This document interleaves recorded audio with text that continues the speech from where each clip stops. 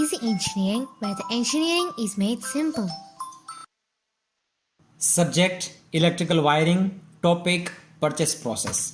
Purchase process છે મિત્રો હર કોઈ ઇન્ડસ્ટ્રીઝમાં એક મોટું કામ કહી શકાય, કારણ કે એના પર કોઈ પણ કંપનીનો ફાયદો અથવા નુકસાન, પ્રોફિટ કે લોસ એ આધાર રહેશે, બરાબર. સો પરચેસ પ્રોસેસ છે it has to be done very very properly. હવે બેઝિક ટર્મિનોલોજી સૌથી પહેલાં જોઈએ કે પરચેસને લગતી અમુક જે મુદ્દાઓ છે કે જે ટર્મ્સ છે કે જેનાથી આપણે વાકેફ થવું જરૂરી છે એ સૌથી પહેલાં જોઈએ. તો સૌથી પહેલાં તો આપણને આપણામાં એક એબિલિટી હોવી જોઈએ કે આપણે પોતે પરચેસ કરવા માટે જે આઇટમ જોઈએ છે એ આઇટમના કમ્પ્લીટ સ્પેસિફિકેશન્સ ડ્રાફ્ટ કરી શકવા જોઈએ. ફોર એક્ઝામ્પલ, તમે જ્યારે ફેન લેવાના હો તો ખાલી સીલિંગ ફેન લેવો છે એમ ના કહી શકાય, બટ તમારે કહેવું પડે કે 3 bladed white coloured single phase capacitor start capacitor run type induction motor વાળો 1200 mm નો સીલિંગ ફેન લેવાનો છે. અધરવાઇઝ તો તમને કોઈ પણ પ્રકારનો પંખો આપી શકે, રાઈટ. સો સ્પેસિફિકેશન્સ જે છે તમારા પરફેક્ટ હોવા જોઈએ. જો સ્પેસિફિકેશન પરફેક્ટ નહીં હોય તો તમારી આઇટમ જે છે બીજી આવી શકે છે. So you will have to be very careful regarding this thing. Next is the SOR. SOR નો મતલબ શું થાય? Schedule of rates. એટલે એક પ્રકારનું ભાવપત્રક કે જેની અંદર તમારા અલગ અલગ જે કામ કરવાના છે એના ભાવ પહેલેથી ફિક્સ થઈ ગયા હોય પાર્ટી સાથે, અને આખું વર્ષ દરમિયાન આ જ ભાવ ચાલે. સાદી ભાષામાં આપણે ગુજરાતીમાં એમ કહી શકાય કે ભાવ બાંધણું. ફોર એક્ઝામ્પલ, એક ઇન્ડક્શન મોટર 15 HP ની ફિટ કરવાની છે, તો એ મોટરને સાઇટ ઉપર લાવી ફિટ કરી ચાલુ કરી અને દેવાના ભાવ. ચાલુ કરીને દેવું એટલે ઇન્સ્ટોલેશન, કમિશનિંગ, ટેસ્ટિંગ આખું આવી ગયું. Now what are this 3 different terms? Installation, commissioning, testing. એ પછી આપણે પછી ક્યારેક લઈશું, પણ અત્યારે આપણે એવું સમજીએ કે ધારો કે કોઈ 5 HP ની મોટર હોય તો એના ભાવ કેટલા? ઇન્સ્ટોલેશન, કમિશનિંગ, ટેસ્ટિંગના. અને કોઈ માનો કે 15 HP ની મોટર હોય તો એનું ઇન્સ્ટોલેશન, કમિશનિંગ અને ટેસ્ટિંગ કરવાના કેટલા ભાવ છે. આ આખા વર્ષ દરમિયાન તમે કોઈ કોન્ટ્રાક્ટર સાથે ડીલ કરેલી હોય તો એને આપણે કહેશું SOR. આના કારણે ફાયદો શું થશે તો કે વારે ઘડીએ તમારે આના માટે ટેન્ડર કે બીજી કોઈ પણ પ્રક્રિયા કરવાની થશે નહીં, કોઈ કોટેશન્સ મગાવવાની જરૂર પડશે નહીં. તમે સીધું કન્સર્ન કોન્ટ્રાક્ટરને કહી શકો છો કે ભાઈ આ મોટર ફિટ કરી દો, અને કન્સર્ન કોન્ટ્રાક્ટર જે છે એ પોતાનું મહિનાના અંતે સીધું બિલ મૂકી દેશે, રાઈટ. નેક્સ્ટ જે ટોપિક જે છે એ આવે છે માર્કેટ સર્વે. માર્કેટ સર્વે એટલે શું તો કે આ જે એરિયા છે એ એરિયાની અંદર આ વસ્તુઓ જે છે એ ખરેખર ક્યાંથી મળશે, કેટલી મળશે, અને એનો એક પ્રાઇસ કેટલોક તમારી પાસે હોવો જોઈએ. પ્રાઇસ કેટલોક એટલે શું તો કે એક પ્રકારની એવી બુકલેટ કે જેની અંદર એના ભાવ લખેલા હોય. એટલે પ્રાઇસ કેટલોક તમને વાંચતા આવડવો જોઈએ, અને આસપાસનું આખું માર્કેટ સર્વે છે એ તમારે થયેલો હોવો જોઈએ કે કેટલા ભાવમાં કઈ આઇટમ મળે. અને નેક્સ્ટ આવે છે પરચેસ ઓર્ડર. પરચેસ ઓર્ડર એટલે શું? પરચેસ ઓર્ડર એટલે તમે કોઈ પણ આઇટમ કોઈ જગ્યાએથી લેવાની નક્કી કરી હોય તો એ આઇટમ લેવાનો તમે સામેવાળી પાર્ટીને ઓર્ડર આપો છો કે અમારે નીચે મુજબની શરતોના આધારે ટોટલ આટલી આઇટમ આટલા સ્પેસિફિકેશનની આટલા સમયની અંદર જરૂર છે, એ તમારે સપ્લાય કરવાની છે, તમારો કોન્ટ્રાક્ટ અમને મંજૂર છે. આ આખો વિધિવત લેખિતમાં જે ઓર્ડર છે એને આપણે પરચેસ ઓર્ડર તરીકે ઓળખશું. નેક્સ્ટ આવે છે EMD. EMD એટલે earnest money deposit. Ernst money deposit એટલે શું તો કે તમે કોઈ કોન્ટ્રાક્ટ આપવા માંગો છો તો એ કોન્ટ્રાક્ટ ભરતી સમયે, ટેન્ડર ભરતી સમયે અથવા તો કોટેશન ભરતી વખતે પાર્ટી જે છે ખરેખર ગંભીર જ છે કે કેમ એ દેખાડવા માટે થઈ અને આપણે એક EMD રાખીએ.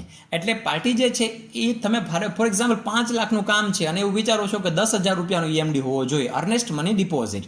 તો એ 10,000 રૂપિયાનો DD મીન્સ ડિમાન્ડ ડ્રાફ્ટ એ પાર્ટી જે છે પોતાના કોટેશન્સની સાથે જોડશે. શા માટે? જેથી કરીને ઇનકેસ એ કોઈ માનો કે ગંભીર પાર્ટી ન હોય, સિન્સિયર પાર્ટી ન હોય ને બિલકુલ એલફેલ ભાવ ભરી દીધા હોય, ખોટા ભાવ ભર્યા હોય, આખી ટેન્ડરની પ્રોસેસને માનો કે એણે ફેલ કરવા માટે પ્રયાસ કર્યો હોય તો એના જે આ EMD છે ફોરફિટ થઈ જશે. ફોરફિટ થઈ જશે મતલબ કે એ જમા કરી લેવામાં આવશે. નાઉ what is SD?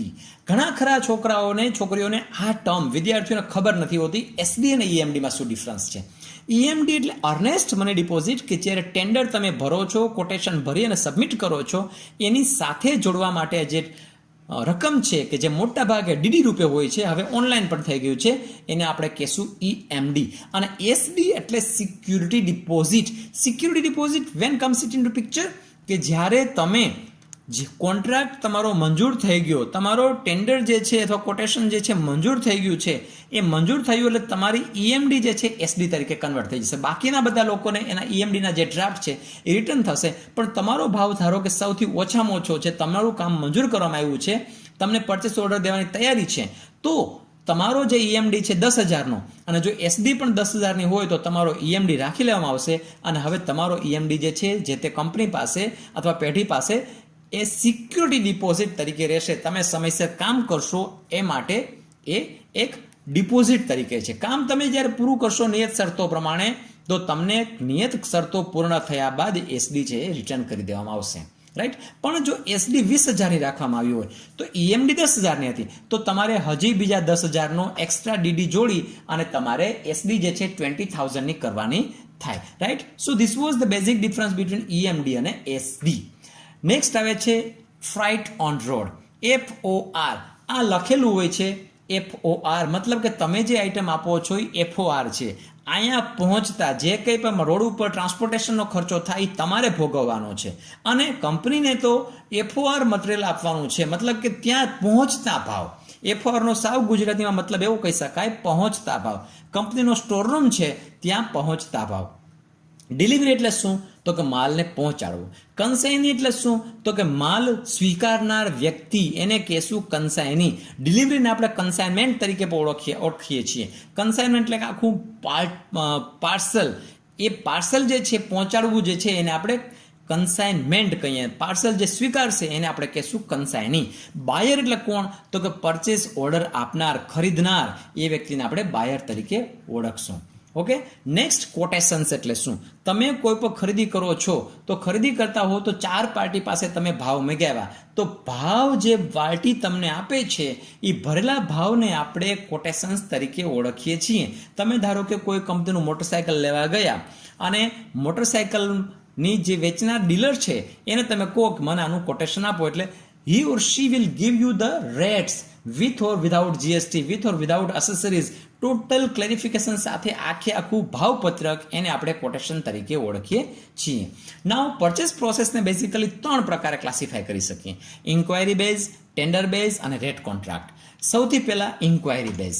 Inquiry base જે પરચેસ પ્રોસેસ છે એની અંદર સામાન્ય રીતે નાનકડો માનો કે કોઈ ભાવ કોન્ટ્રાક્ટ હોય તમારો, તો એ લોકલ સપ્લાયથી જ પતી જતું હોય તો એને આપણે મોટા ભાગે ઇન્ક્વાયરી મારફત મગાવી લઈએ છીએ.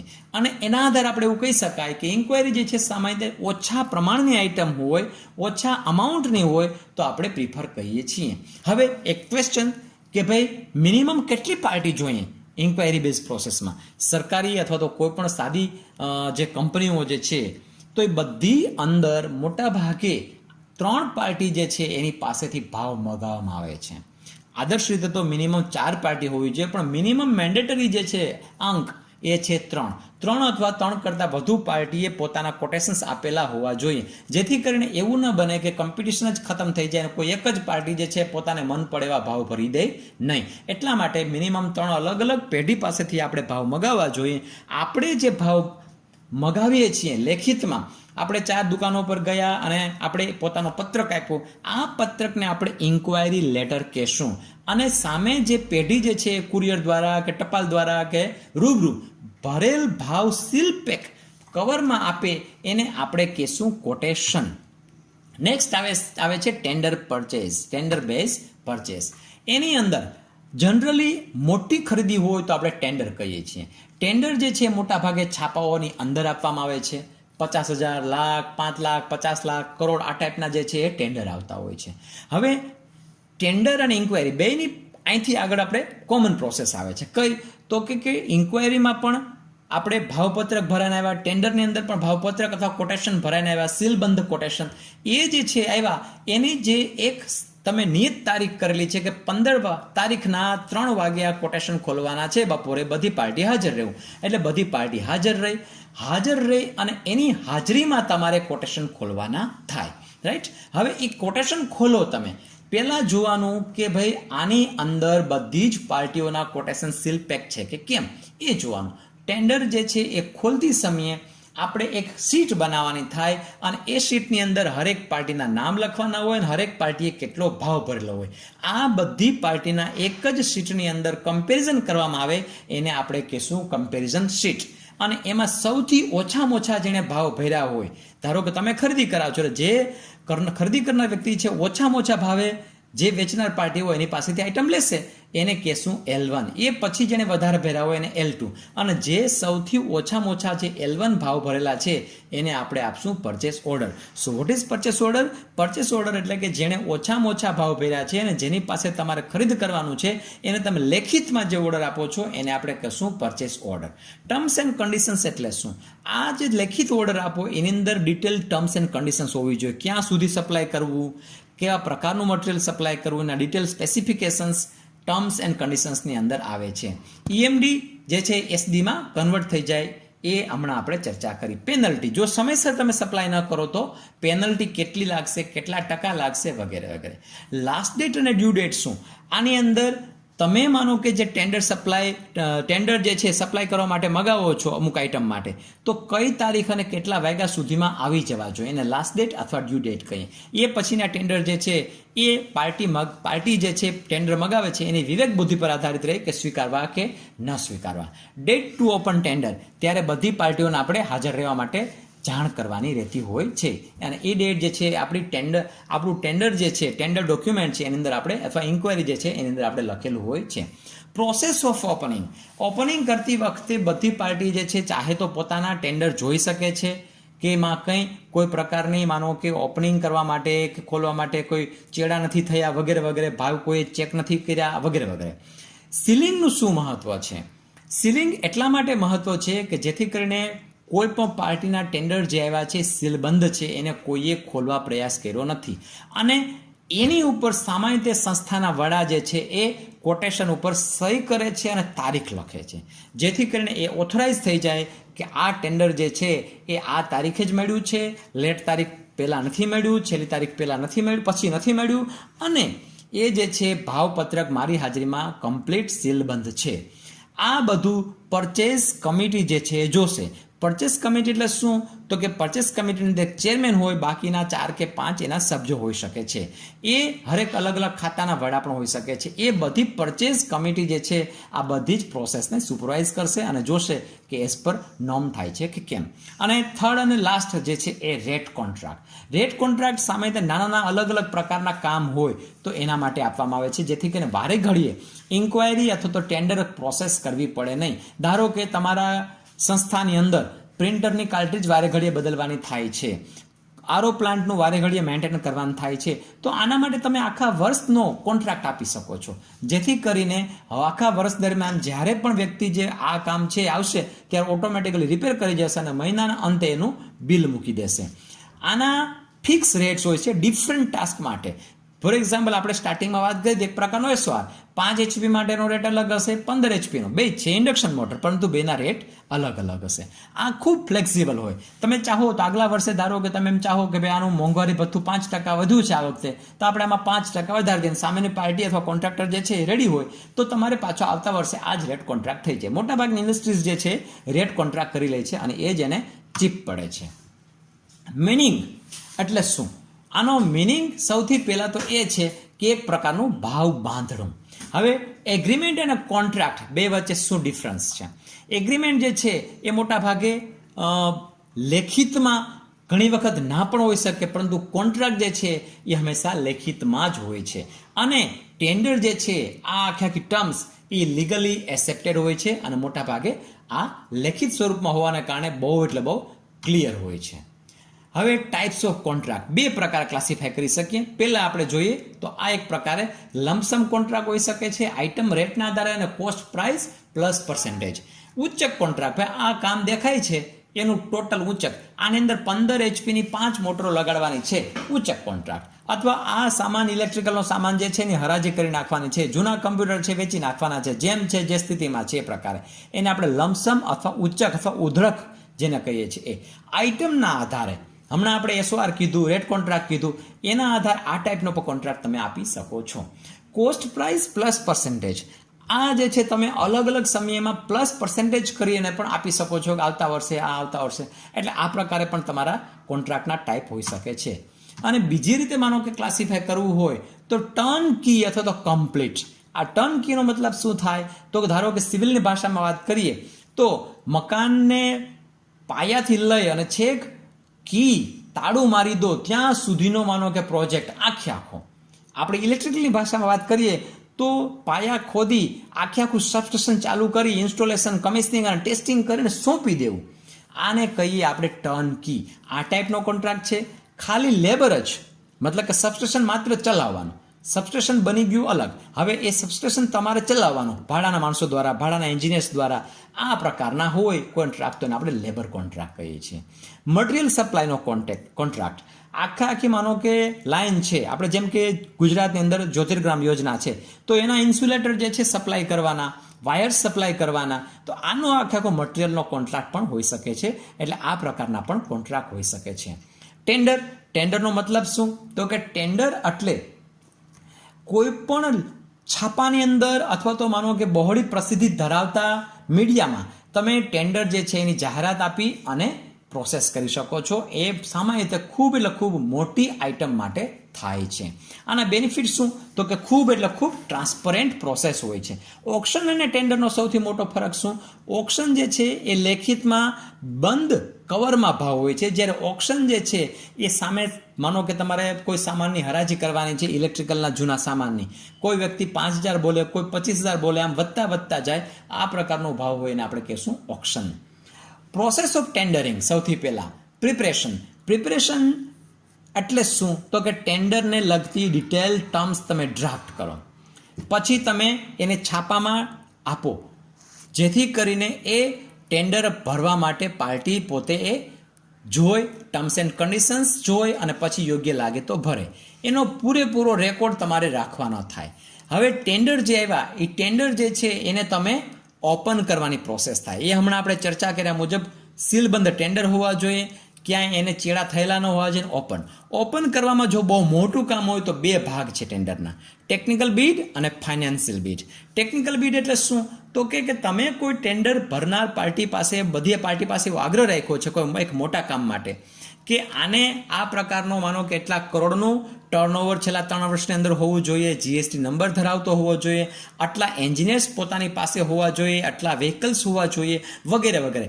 એ તમે શરતો રાખી હોય જેથી કરીને કોઈ ઇનએક્સપિરિયન્સ પાર્ટીમાં ઘૂસી ન જાય, વચ્ચે આવી ન જાય. તો એ ટેકનિકલ પેરામીટર્સમાં પાર્ટી ખરી ઉતરે છે કે કેમ, તો સૌથી પહેલાં કવર ખોલી અને એના ટેકનિકલ પેરામીટર્સ ચેક કરવાના. આ બધે માનો કે અનુભવ, એના જીએસટી નંબર, એનું ટર્નઓવર, આ બધું મટીરિયલ જે છે ટેકનિકલી પ્રૂવ થાય છે કે કેમ, હા તો એને તમે એપ્રૂવ કરો, એને ક્વોલિફાઈડ કરો કે આ પાર્ટી જે છે ઓકે. આ રીતના બધી ટેકનિકલી ક્વોલિફાઈડ બીડ પાર્ટી જે છે એના બીડ તમે અલગ કરો. અને જે પાર્ટી ધારો કે તમે 3 વર્ષનો અનુભવ માંગ્યો હોય, ન ધરાવતી હોય તો એને રિજેક્ટ કરો. ફાઇનાન્શિયલ બીડ એટલે શું? આ જેટલી પાર્ટી કે જેનું ટેકનિકલ બીડ તમે પરફેક્ટલી ચેક કર્યું અને ઓકે થયા, ક્વોલિફાય થયા, એ જ પાર્ટીના તમે હવે અંદર બીજા નાના કવર હશે, એની અંદર ફાઇનાન્સના આંકડા લખેલા હશે કે આટલા કરોડમાં અમે કામ કરી દેવા તૈયાર છીએ. એટલે એ બીડ એ જ પાર્ટીના ખોલવાના કે જે ટેકનિકલી ક્વોલિફાય થઈ હોય, અને એમાંથી જેને માનો કે લોવેસ્ટમાં લોવેસ્ટ ભાવ આવ્યા હોય, L1 હોય, એને આપણે પરચેસ ઓર્ડર અથવા ઓર્ડર ઓફ કોન્ટ્રાક્ટ આપીએ છીએ. Letter of acceptance by party, આના રેફરન્સમાં પાર્ટી જે છે પોતે એક લેટર આપણને આપે કે ભાઈ અમને તમારો કોન્ટ્રાક્ટ જે છે મંજૂર છે અને તમારી જે ટર્મ્સ એન્ડ કન્ડિશન્સ છે એ કોન્ટ્રાક્ટની વેલિડિટી સાથે અમે લોકો પૂરી કરી અને કોન્ટ્રાક્ટને વેલિડ સમયમાં પૂરો કરશું. બ્રીચ ઓફ કોન્ટ્રાક્ટ એટલે શું? આ સમયગાળા દરમિયાન કોઈ પણ માનો કે પાર્ટી અથવા તો કોન્ટ્રાક્ટર વચ્ચે કંઈક ખટરાગ ઊભો થયો અને કોન્ટ્રાક્ટની ટર્મ્સ એન્ડ કન્ડિશન્સમાં તૂટ થઈ, તો એને આપણે બ્રીચ ઓફ કોન્ટ્રાક્ટ કહેશું. તો એના રેફરન્સમાં શું થાય તો કે આર્બિટ્રેશન અથવા કન્ફ્લિક્ટ્સ ઉત્પન્ન થયા, મતભેદો ઉત્પન્ન થયા, તો એ તમારે પછી કઈ અદાલતમાં કે કઈ રીતના સોર્ટ આઉટ કરવાના છે એ પણ આમાં મેન્શન કરેલું હોવું જોઈએ. EMD એટલે earnest money deposit, security deposit, એ બેની ઓલરેડી આપણે ચર્ચા કરી કે એ આની સાથે ટેન્ડરની સાથે જોડેલા હોવા જરૂરી છે, અને જેનું ટેન્ડર મંજૂર થાય એને આપણે એ સિક્યુરિટી ડિપોઝિટ ભરાવવાની થાય. પરચેસ કમિટીની જરૂર શું છે, એના ફંક્શન શું છે? પરચેસ કમિટી જે છે આખી પરચેસની ઓવરઓલ પ્રોસેસને એક રીતે લુક આફ્ટર કરશે અને જોશે કે એ પ્રોપરલી ફોલોઅપ થાય અને પ્રોપરલી પાથમાં જાય.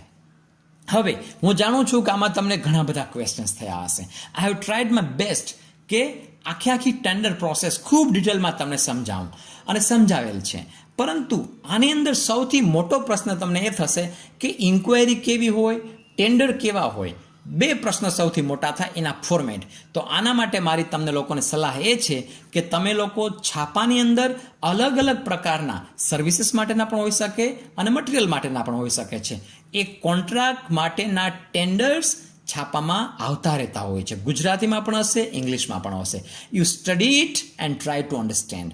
ઇન્ક્વાયરીનું ફોર્મેટ કેવું હોઈ શકે? બહુ સિમ્પલ છે. આપણે કીધું એ પ્રકારે સામેવાળી પાર્ટીનું એડ્રેસ, સબ્જેક્ટ અને જે કંઈ પણ માનો કે એના પોતાના ભાવ ભરવાના હોય એ ભાવના ખાના ખાલી રાખી અને તમે મોકલી આપો કે ભાઈ આવી આઈટમ અમારે નીચે મુજબના સ્પેસિફિકેશન પ્રમાણે જોઈએ છે. અને સામેવાળી પાર્ટી જે છે એ ખાનામાં ખાલી પોતાના ભાવ લખીને કઈ ડિટેલ શરતો એની પોતાની હોય તો મૂકી અને આપણને ભાવપત્રક ભરીને આપી દેશે અને આપણે કોટેશન કહીએ. પરંતુ ટેન્ડરમાં જે છે છાપામાં આપતા હોઈએ છીએ. તો આ જે છે એના ફોર્મેટ એ તમે છાપામાં અથવા તો નેટમાં જુઓ અને સ્ટડી કરો. આ હતી આખી purchase process. Thank you. For more such videos, keep watching Easy Engineering.